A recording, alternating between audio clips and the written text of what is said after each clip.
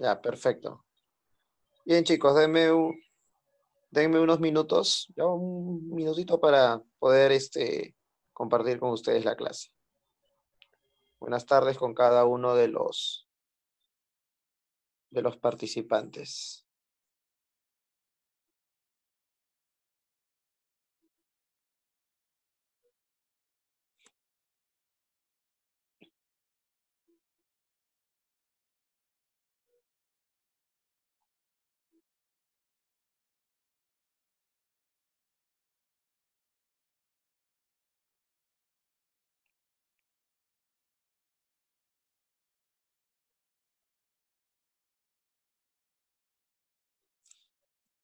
Bien, chicos, quedó pendiente la última sección de la Divina Comedia la semana pasada, si mal no recuerdan. Ya, así que vamos a finiquitar con la Divina Comedia para pasar pues al tema que corresponde, ¿no? Que es el Renacimiento. ¿Ya? Muy bien. Se me escucha, ¿no? ¿Verdad, chicos? Sí, maestro. Ya. Muy bien, Yair, muy bien. A la señorita que me ha podido responder. Ya, muchas gracias. Bien. Quedamos entonces la semana pasada en que la Divina Comedia era un poema épico alegórico. ¿Ya? ¿Quién recuerda por qué era un poema épico alegórico? Símbolo. Por el uso de símbolos, ¿verdad? ¿Ya? Claro, Angie, muy bien. Por el uso de símbolos. Recuerden que la selva oscura tenía una representación, ¿no? Hola, Anderson, qué bien que hayas podido ingresar a la clase. Bienvenido. ¿Qué representaban? Buenas tardes, Loreli, muy bien. ¿Qué representaban las tres fieras que se aparecen en la selva oscura, impidiéndole el trayecto a Dante Alighieri? Alegórico. Ya, pero ¿qué representaban? ¿Qué alegoría representaban?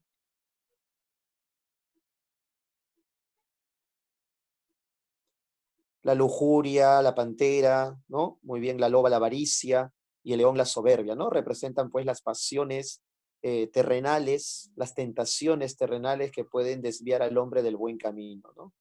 Eso era lo que representaban estas tres fieras. Pero apareció Virgilio, enviado por Beatriz, ¿no? Y Beatriz, ¿qué imagen se construye de Beatriz en la Divina Comedia? Una imagen angelical, ¿no? Un ser celestial, ¿no? Es el Sí. que representa a Beatriz, ¿no? Influenciado por la poética del dulce estilo nuevo, ¿no? Recordarán ustedes que la poética del dulce estilo nuevo era exaltar a la mujer como un ser angelical, ¿no? Como una donna angelicata. Muy bien, ¿ya? Y a la poesía del dulce estilo nuevo le influye también la poesía trovadoresca. Recordarán ustedes cuando hablamos de los trovadores, esa tendencia a la idealización de la amada, ¿no? Esa tendencia a la idealización de la mujer, pero por su condición social principalmente, ¿no? Bien. En el infierno, ¿cuál era el peor pecado? La tradición. La traición, ¿no? Claro, la traición era el peor pecado. Muy bien. ¿Ya? Y los traidores se ubicaban pues en el último círculo, ¿no? El círculo noveno, el círculo nono, ¿ya? ¿Y cuál era el castigo de los traidores? Ellos dónde estaban sepultados, dónde estaban condenados los traidores.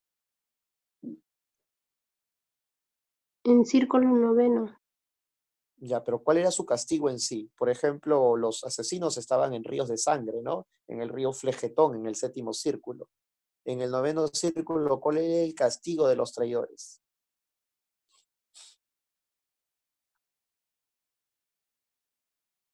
Estaban congelados, ¿no? Los traidores estaban congelados en el lago Cosito, ¿no? Y tres traidores, ¿ya? De todos los traidores que yacen pues en el lago Cosito, que están sumergidos en ese lago de hielo llamado el Cosito, tres de todos esos traidores se encuentran las bocas de Lucifer. Recordarán ustedes que Lucifer tenía 3 rostros, ¿no? Amarillo, rojo y negro. En amarillo y en el negro, que son los extremos, se hallaban triturados eternamente Casio y Bruto, ¿no? Respectivamente. Mientras que en el rojo del centro, en el rostro rojo, el rostro del centro, se encontraba pues Judas Iscariote, ¿no? Los 3 grandes traidores de la humanidad que estaban siendo castigados por Lucifer, que fue un traidor a la divinidad, ¿no? Muy bien. Entonces Lucifer en el último círculo es castigado porque está congelado hasta la cintura en ese lago de hielo llamado Cosito, pero también es castigador, ¿no? Es castigado por Dios y castiga a otros traidores, en este caso. Cumple un doble papel Satanás ahí, ¿no? Está siendo castigado, pero también tiene la figura de castigador, ¿no? Sin embargo, ¿quién es el juez del infierno? ¿Quién distribuía las almas en el infierno de acuerdo a sus culpas? ¿Quién era el encargado de determinar, ¿no?, qué lugar del infierno le correspondía a cada espíritu condenado?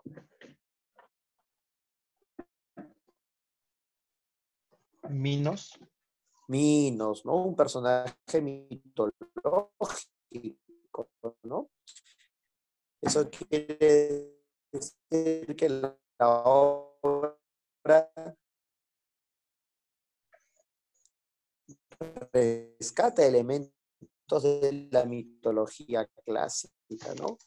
La presencia de Minos, la presencia de Cerbero en el círculo de los golosos, por ejemplo, la presencia de las erinias o furias en el círculo sexto, ¿no? En el círculo de los, ¿no? En el círculo presentando pues esa que radica en todo ser violento.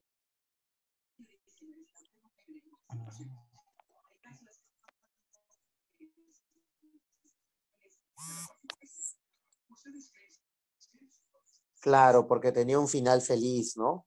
Claro, porque tenía un final feliz, efectivamente. ¿Ya? Muy bien. Porque tenía un final feliz. A ver. Un ratito.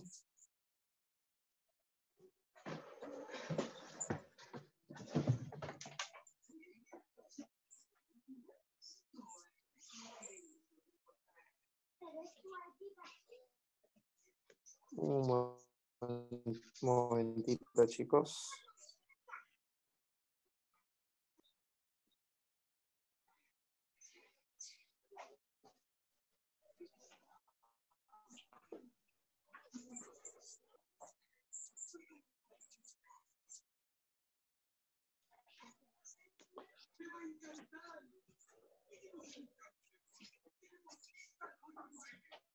Ya, continuemos. Bien, como les iba diciendo, chicos, el purgatorio, ¿dónde se encontraba según la Divina Comedia? ¿En el hemisferio norte o en el hemisferio sur?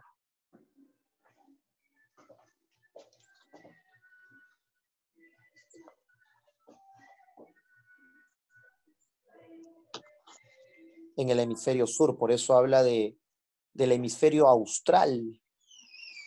Sobre el mar austral se elevaba una montaña, dice Dante Alighieri, ¿ya? Y si habla de hemisferio norte y hemisferio sur, la idea acerca de la forma de la Tierra, indudablemente no está defendiendo pues una teoría que la Tierra es plana, sino está defendiendo la teoría de que la Tierra era redonda, ¿no? Y con eso se adelantaba pues a más de 150 años a los viajes que terminaron demostrando la esfericidad de la Tierra, ¿no? Los viajes de Colón, ¿no?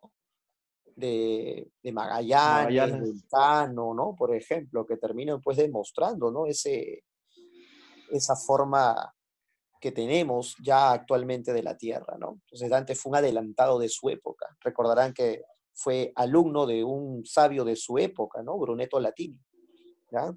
Así que Dante estaba muy bien informado acerca de estas teorías, ¿no?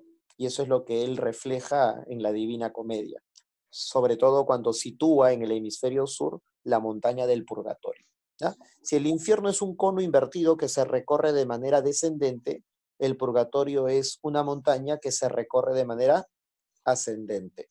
Cuando Dante ingresa al purgatorio, ¿ya? esa palabra ingresa, ¿no? ¿Qué le colocan a Dante en la frente? ¿Qué le coloca un ángel en la frente a Dante? 7 veces la letra P, ¿no? Y a medida que iba subiendo por el purgatorio, ¿qué pasaba con esas P's? ¿Se borraba? Se iban borrando. Significado alegórico de que se iba purgando, ¿no? De ahí el término purgatorio, iba limpiándose, eso es purgar, ¿no? Limpiar. Estaba limpiando su espíritu, estaba limpiando su alma, ¿no? Para poder llegar sin máculas al paraíso. El guía de Dante por el infierno y el purgatorio fue Virgilio, ¿ya? Virgilio lo condujo por el infierno, por el purgatorio. Virgilio representaba la razón, la sabiduría humana. Pero recuerden que por influencia de la escolástica, para llegar a Dios no es suficiente la razón, ¿no? Hay que complementarla con la fe, ¿ya?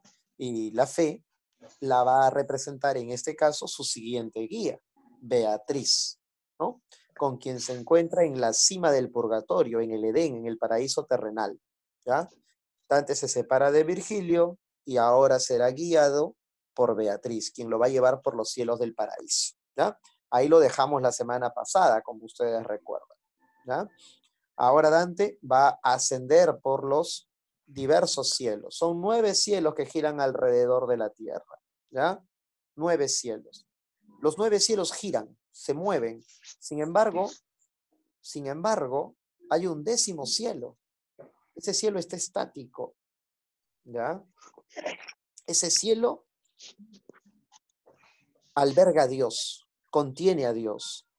Dios, entonces, es el motor universal que a través de su amor le permite el movimiento al universo, ¿ya? El primer motor, ¿no? Esa idea, esa filosofía de un motor que le da movimiento al universo, ¿no? Al mundo entero. ¿De dónde viene esa idea? Ustedes que han estudiado filosofía, ¿no? Con grandes profesores de Aristóteles, ¿no? Muy bien, entonces Dante retoma una idea aristotélica que ya había sido defendida por la escolástica, que ya había sido retomada por la escolástica, ¿no? ¿Tomás de de Aquino? Santo Tomás de Aquino, por ejemplo, ¿no? Entonces, por eso a Dante lo llaman el Aristóteles moderno, ¿no? Porque en una época posterior, ¿no? A la de Aristóteles se termina alimentando, se termina nutriendo de su filosofía, ¿no? Por eso el Aristóteles moderno, ¿ya? Entonces se explica que en la antigüedad, esto da a entender, ¿no? Que en la antigüedad ya se tenía un concepto de Dios, pero sin poder identificarlo.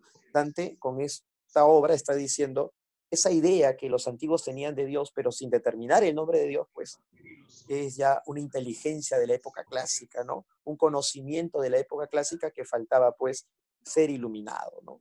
Y Dante está dando a entender ello, pues, ¿no? Entonces va recorriendo los 9 cielos, ¿no? Así como en el infierno y en el purgatorio hay jerarquías con respecto al pecado cometido, en el paraíso también existen jerarquías de la bondad, jerarquías de la generosidad, ¿no? El primer cielo es el cielo de la luna, luego viene el cielo de Mercurio, de Venus, de Sol, de Marte, de Júpiter, de Saturno, de las estrellas. A medida que va subiendo se va encontrando con espíritus cada vez más bienaventurados, más bondadosos, que gozan más del amor y de la aceptación de Dios. Cuando llega al 10º cielo, que es el empirio, el cielo que no se mueve, el cielo estático, donde se halla Dios, ¿ya? Dante logra observar una hermosa rosa, una maravillosa rosa, configurada, constituida por todos los cielos, por todos los espíritus, perdón, por todos los espíritus del paraíso. Dante quiere saber qué significado de esa rosa, pero no puede. ¿Quién le explica ello? ¿Beatriz? San Bernardo. ¿Beatriz le explicará? San Bernardo le va a explicar, porque una vez que llega al 10º cielo, ¿ya? Una vez que llega al 10º cielo, Dante se ha de separar por un instante de Beatriz, ¿no? Logra ver esa hermosa rosa constituida por todas las almas del paraíso. Y cuando voltea para preguntarle a Beatriz qué significa eso, cuál es el significado de esa rosa, ya no estaba Beatriz a su lado. Beatriz había subido, ¿no? Junto a otros espíritus a formar parte de esa rosa cándida. Es San Bernardo, su último guía, quien le termina explicando, ¿no?, el significado de la rosa. Esa rosa representa la candidez, por eso se llama la rosa cándida. Y la candidez es la inocencia, es la pureza, ¿ya? Aquí no inocente como sinónimo de tonto, sino inocente porque no hay culpa en su alma, ¿ya? Inocente como si no hay tontos, sino personas buenas, generosas, inocentes en el sentido de que no hay ni una sola culpa en su conciencia o en su espíritu, pues todas están limpias de cualquier pecado que en el pasado o en su vida terrenal hayan cometido, ¿ya? Muy bien. Y reciben el amor de Dios. Sobre esa rosa se hallan 3 círculos concéntricos: el Padre, el Hijo y el Espíritu Santo, la Santísima Trinidad. 3 círculos muy luminosos que brillaban con más potencia que el mismo sol. Dante quedó ofuscado por un momento con semejante intensidad lumínica, pero es San Bernardo quien termina rogando a la Virgen María para que ésta le brinde sus bendiciones a Dante y así pueda mirar, ¿no?, hacia esos círculos concéntricos. Y cuando logra reconocer la naturaleza humana de Dios, logra reconocer a Jesucristo, la luz se hizo todavía más intensa y ya no pudo comprender lo que estaba viendo. No podía describir, ¿no?, con palabras precisas dicha experiencia, aunque sintió en ese momento una gran dicha y una gran satisfacción. Hay cosas que se pueden sentir, pero que no se pueden explicar. Y eso es lo que nos termina dando a entender Dante Alighieri en ese último pasaje de la obra, ¿no? Lo que sintió fue maravilloso, pero intentar explicarlo con palabras precisas, ¿no?, y detalladas sería imposible, ya que el cerebro, la mente, la razón humana no son suficientes, son muy limitadas para explicar la enorme naturaleza divina, ¿ya? Por eso Dante no se atreve a describir, ¿no?, la imagen precisa de Dios. Solo nos habla de 3 círculos concéntricos muy luminosos, pero no nos da una imagen detallada, ¿no?, de cómo son los ojos, la nariz, los labios. No se atreve a realizar una imagen de Dios, porque en la Edad Media, la época demasiado pequeño, demasiado insignificante para atreverse a retratar a Dios. Dios está por encima de la razón de los seres humanos. Por eso, para llegar a Dios no basta la razón, sino hay que sumarle la fe. Cosa que va a cambiar en el Renacimiento, ¿no? En el Renacimiento los humanistas, tras leer la Biblia, decían: Dios nos ha creado a su imagen y semejanza, por lo tanto nosotros somos la criatura más perfecta porque somos imagen y semejanza de Dios.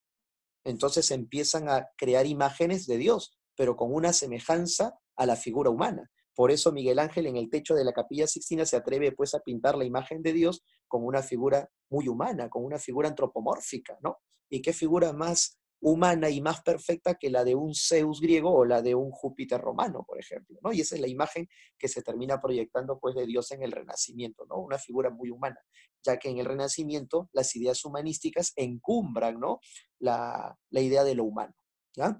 Muy bien, chicos. Entonces hemos terminado ya con la Divina Comedia. La obra termina pues con una experiencia maravillosa que tiene Dante. Logra acercarse a Dios, termina muy cerca de Dios y lo más importante, que comprende que el lugar que tiene Beatriz no es un lugar cualquiera, es uno de los lugares más cercanos que reciben la gloria, la luz y el amor de Dios. Entonces el lugar que tiene Beatriz en el paraíso es un lugar privilegiado y eso lo reconforta, ¿no?, y lo llena pues de dicha, ¿ya? Por eso la comedia, ¿no?, por su final feliz. Hasta que Boccaccio le termina agregando pues ese adjetivo, ¿no?, Divina Comedia, ¿ya? Bien, chicos, entonces podemos pasar a la siguiente clase, ¿ya?, que es la clase que nos corresponde el día de hoy, ¿no? El Renacimiento. ¿Hasta ahí alguna pregunta, chicos? ¿Alguna duda o todo claro?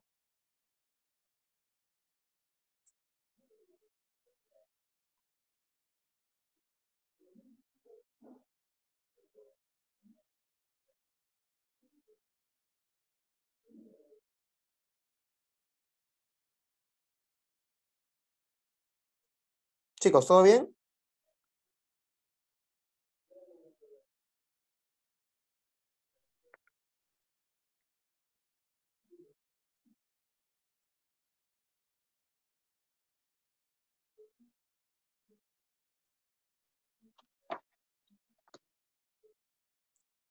Chicos, ¿se ha podido comprender? ¿Se ha entendido? No sé, estoy consultando, nadie me responde.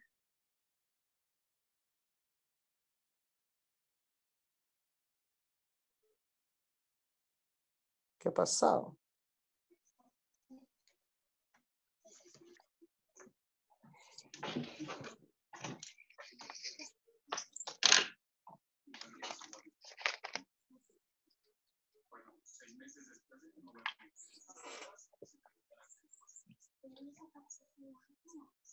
Ya, a ver, Jim, en algunos libros, ¿por qué ponen la Divina Comedia como epopeya?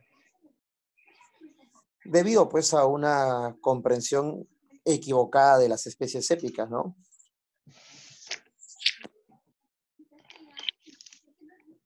Una epopeya tiene más relación con lo heroico, con lo militar, ¿no?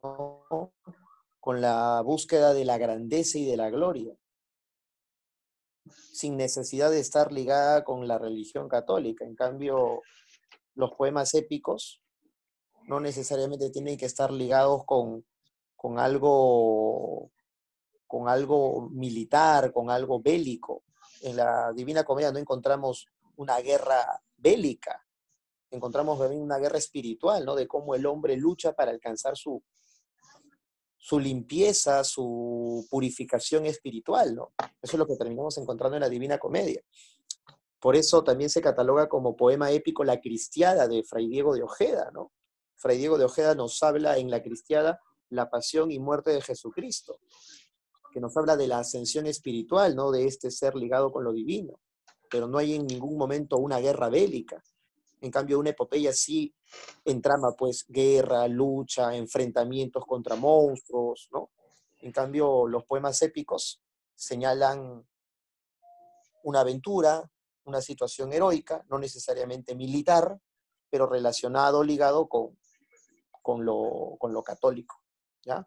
Entonces, lo de epopeya como que no cuadra mucho con la Divina Comedia. Lo más adecuado para la Divina Comedia es la calificación de poema épico. Bien, pero no sé, me preocupa que los demás no hayan participado, solamente Yair. ¿O es que solamente Yair ha comprendido la explicación y los demás no? Sí, maestro, está todo claro. Ah, ya, no me estaba preocupando, ¿ya?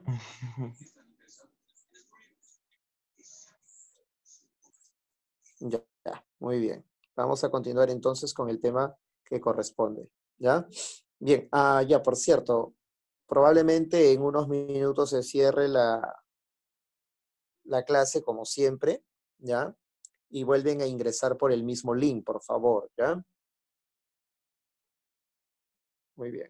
Vamos a compartir la clase que corresponde al día de hoy, ¿ya? Muy bien.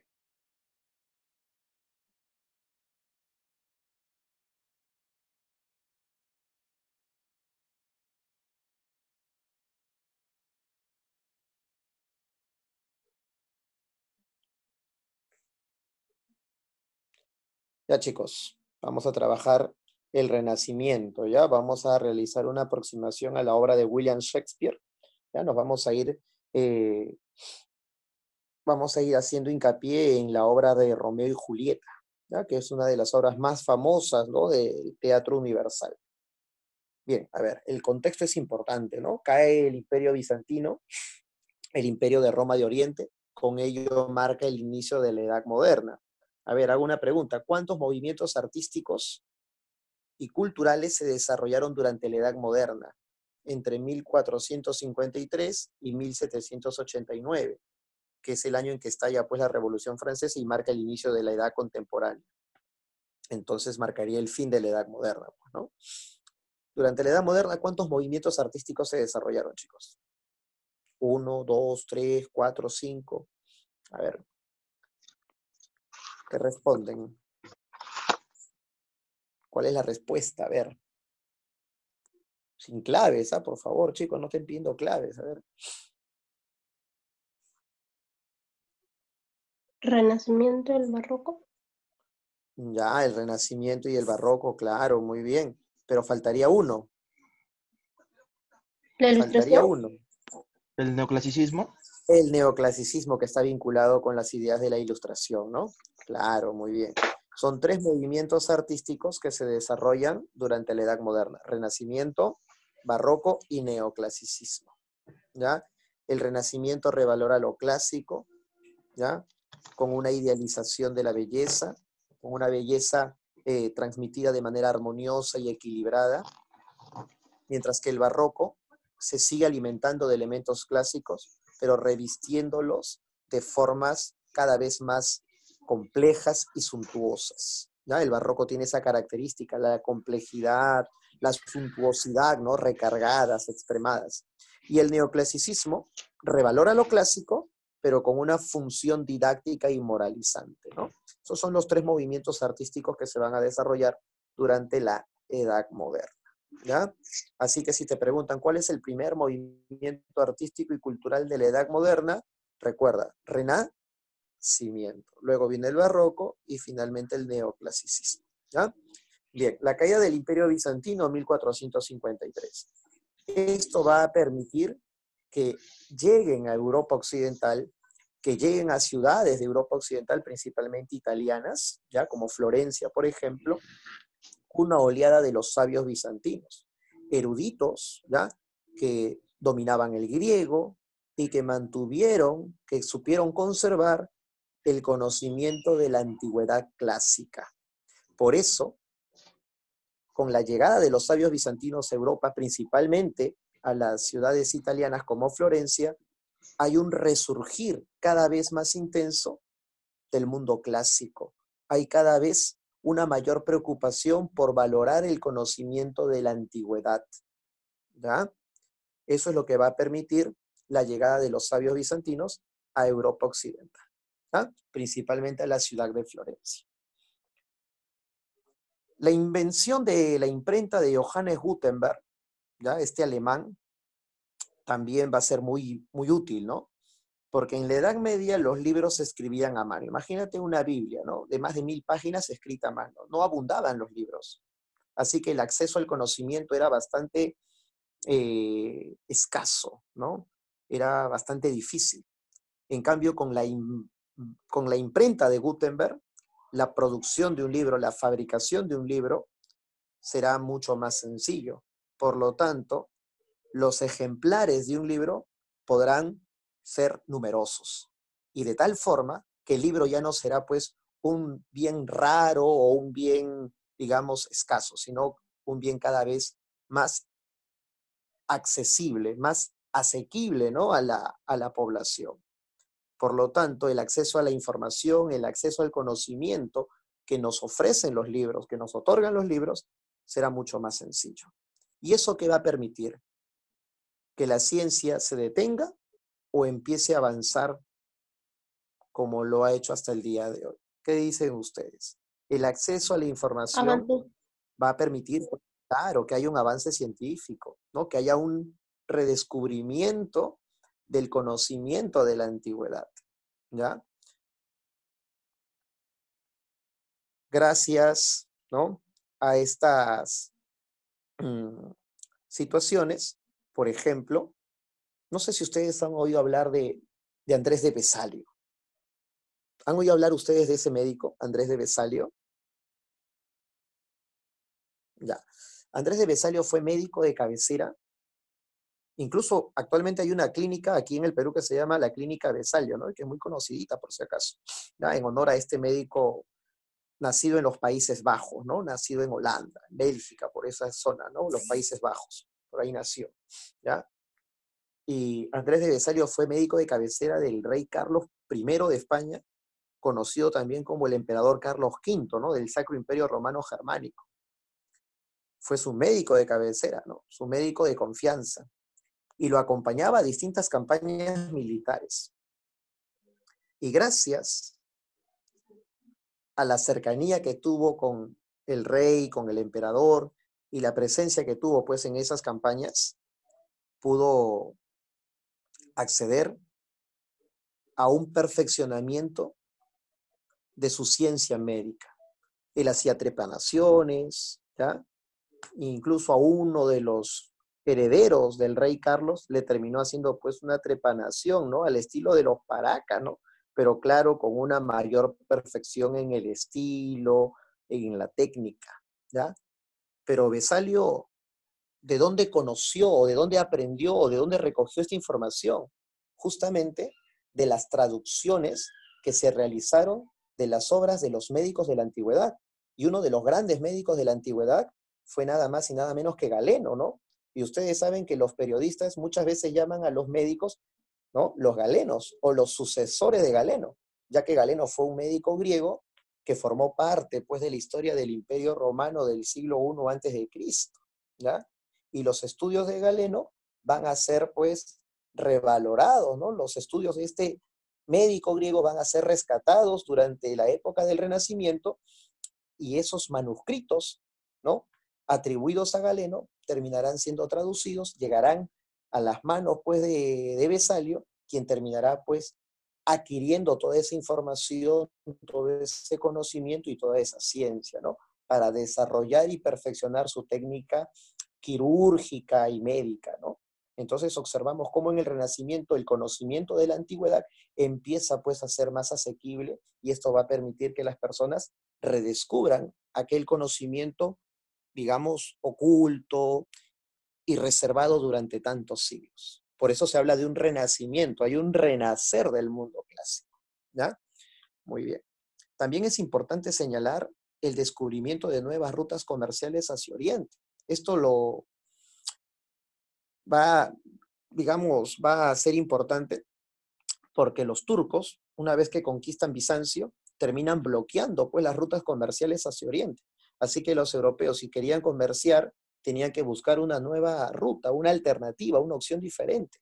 Y Colón pues termina proponiendo, si el mundo es redondo, pues podemos viajar, ¿no? a, a Oriente, no solamente hacia el este, no solamente tomando el rumbo tradicional o convencional hacia Oriente. Podemos viajar a Oriente dando la vuelta, o sea, también podemos ir por